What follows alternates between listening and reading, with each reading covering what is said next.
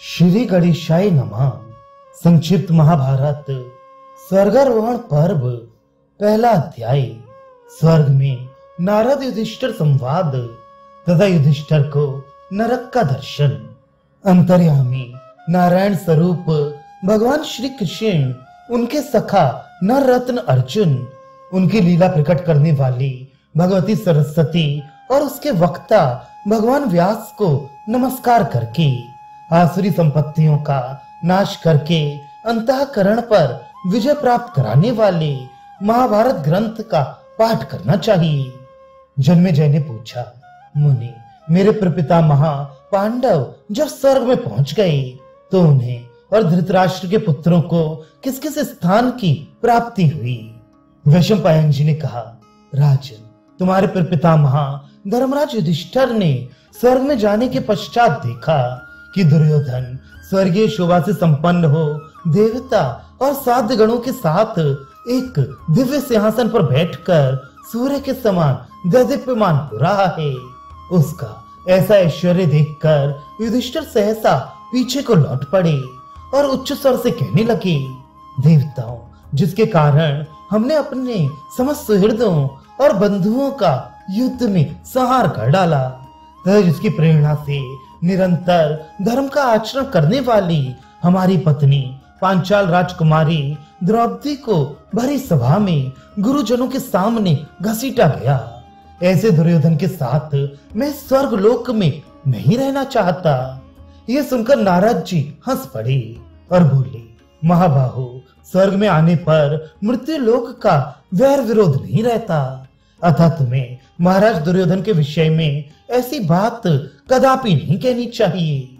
स्वर्ग लोक में जितने श्रेष्ठ राजा रहते हैं वे और समस्त देवता भी यहाँ राजा दुर्योधन का विशेष सम्मान करते हैं।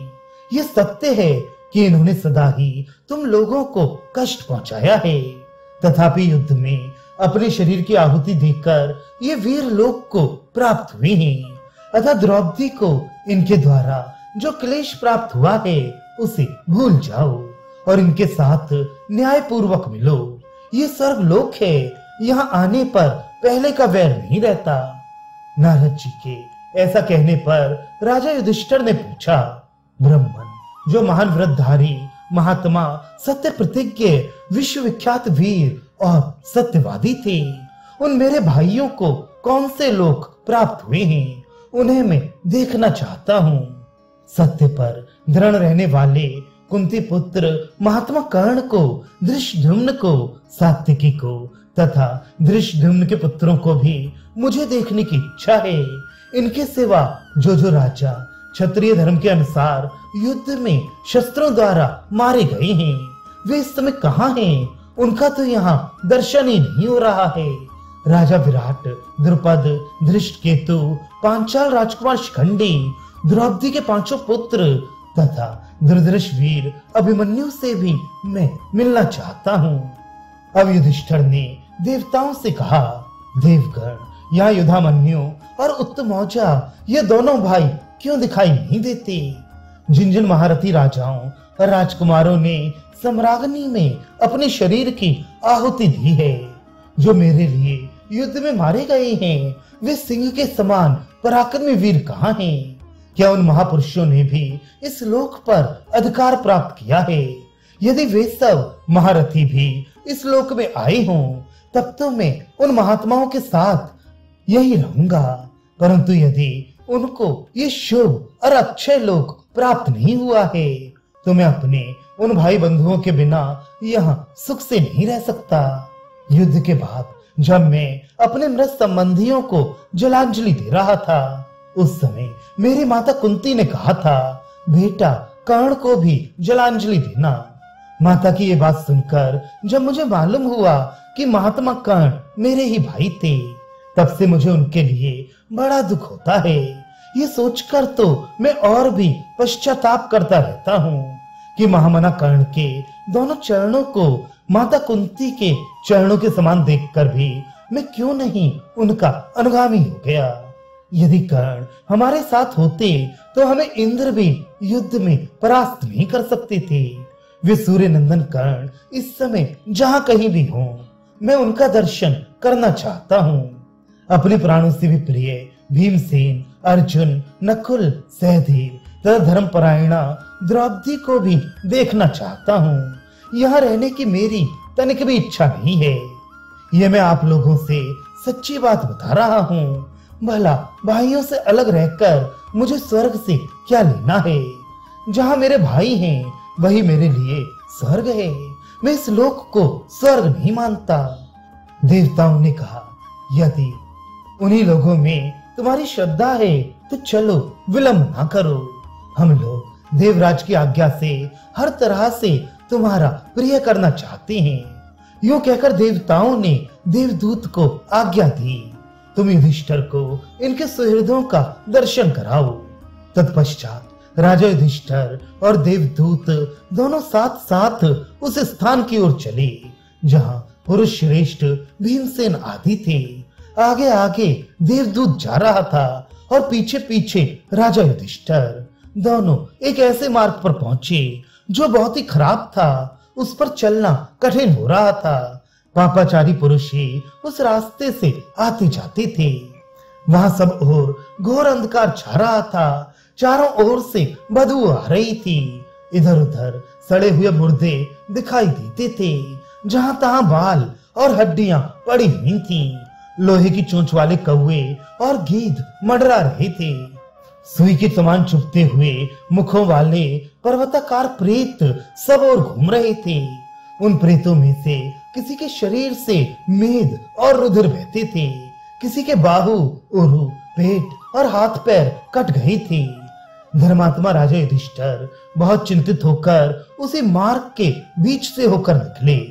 उन्होंने देखा वहां खौलते हुए पानी से भरी हुई एक नदी बह रही है जिसको पार जाना बहुत ही कठिन है। दूसरी ओर तीखे छुरों के पत्तों से परिपूर्ण असी पत्र नामक वन है।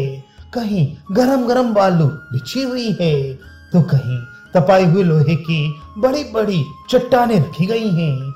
सब ओर लोहे के कलशों में तेल खौलाया जा रहा है। यत्र तत्र पहने कांटों से भरे हुए सेमल के वृक्ष हैं जिनको हाथ से छूना भी कठिन है।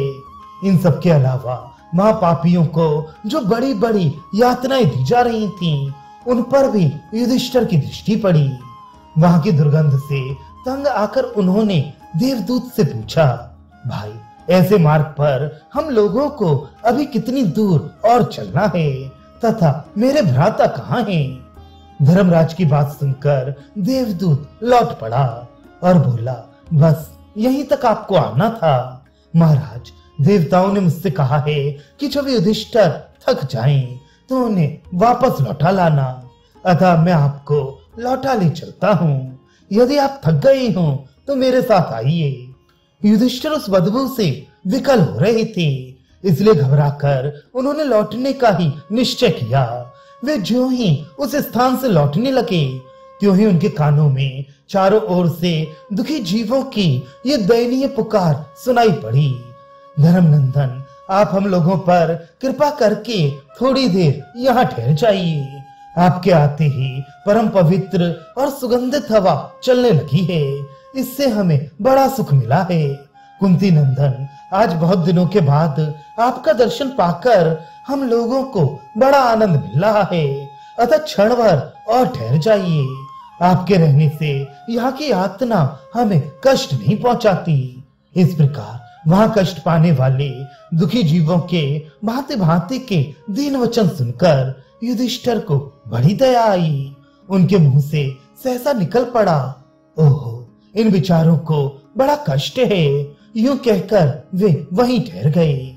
फिर पूर्ववत दुखी जीवों का आर्तनाद सुनाई देने लगा, किंतु वे पहचान ना सके कि ये किनके वचन हैं। जब किसी तरह उनका परिचय समझ में नहीं आया तो युधिष्ठिर ने उन दुखी जीवों को संबोधित करके पूछा, आप लोग कौन हैं और यहाँ किस लिए रहते हैं? उनके इस प्रकार पूछने पर चारों ओर से आवाज आने लगी, मैं कर्ण हूँ, मैं भीमसेन हूँ, मैं अर्जुन हूँ, मैं नकुल हूँ, मैं सहदेव हूँ, मैं धृष्टद्युम्न हूँ, मैं द्रौपदी हूँ और हम लोग द्रौपदी के पुत्र हैं। इस प्रकार अपने अपने नाम बताकर सब लोग विलाप करने लगे। ये सुनकर राजा युधिष्ठिर मन में विचार करने लगे, देव का ये कैसा विधान है। मेरे महात्मा भाई भीमसेन आदि, कर्ण, द्रौपदी के पुत्र तथा स्वयं द्रौपदी ने भी ऐसा कौन सा पाप किया था जिसके कारण इन्हें इस दुर्गंधपूर्ण भयानक स्थान में रहना पड़ रहा है। ये सभी पुण्यात्मा थे, जहां तक मैं जानता हूँ इन्होंने कोई पाप नहीं किया था। फिर किस कर्म का ये फल है जो ये नरक में पड़े हुए हैं। मेरे भाई संपूर्ण धर्म के ज्ञाता, शूरवीर, सत्यवादी तथा शास्त्र के अनुकूल चलने वाले थे।